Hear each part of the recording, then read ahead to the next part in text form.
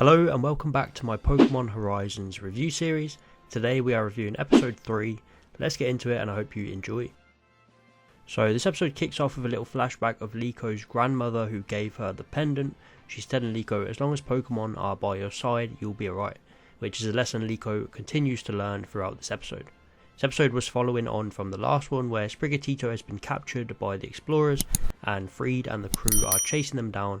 I like how Lico finally opens up to the crew and the idea of an adventure. You can't really blame her since Freed literally told her nothing about them, but he finally tells her that her mum hired them to be her bodyguards, which was cool, and we learn some more about them again. Murdoch is cooking food in the morning, Orla seems to be fixing the ship, and Molly has to go get some supplies from the Pokemon Center.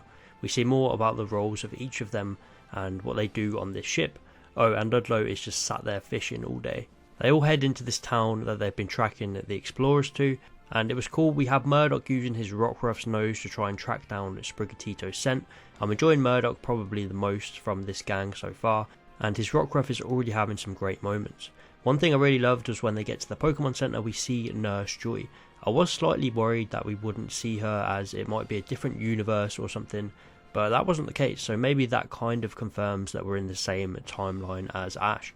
But who knows, the AU movies had a Nurse Joy too, so. But it was great to see her back and also see a Nidothing act as a guide once again.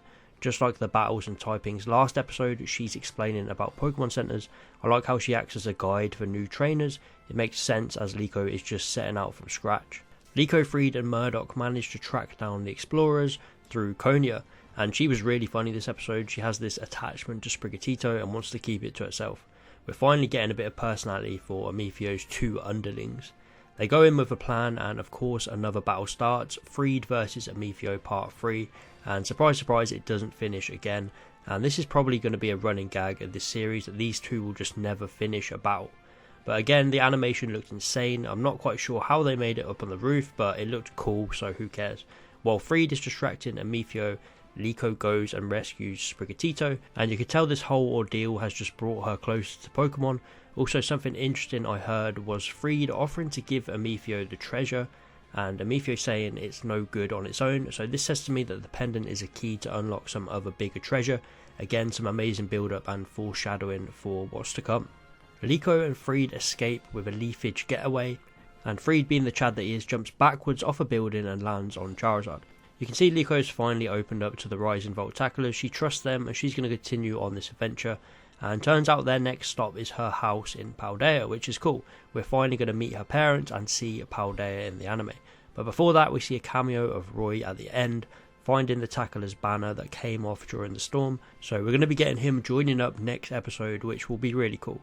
So overall, another solid episode for Pokemon Horizons. We are free for free now.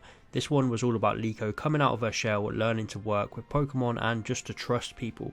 There were some great moments of the whole crew doing their thing, showing exactly what they bring to this airship. Again, some cool Freed moments, so I really enjoyed this one. Probably not as good as episode 2, it was a bit slower, but that was good. It's setting up things for the future.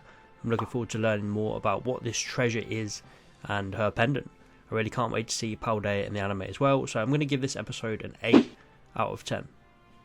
Let me know your thoughts about this one. What is your rating out of 10? Please like and subscribe if you enjoyed. I'll see you next time.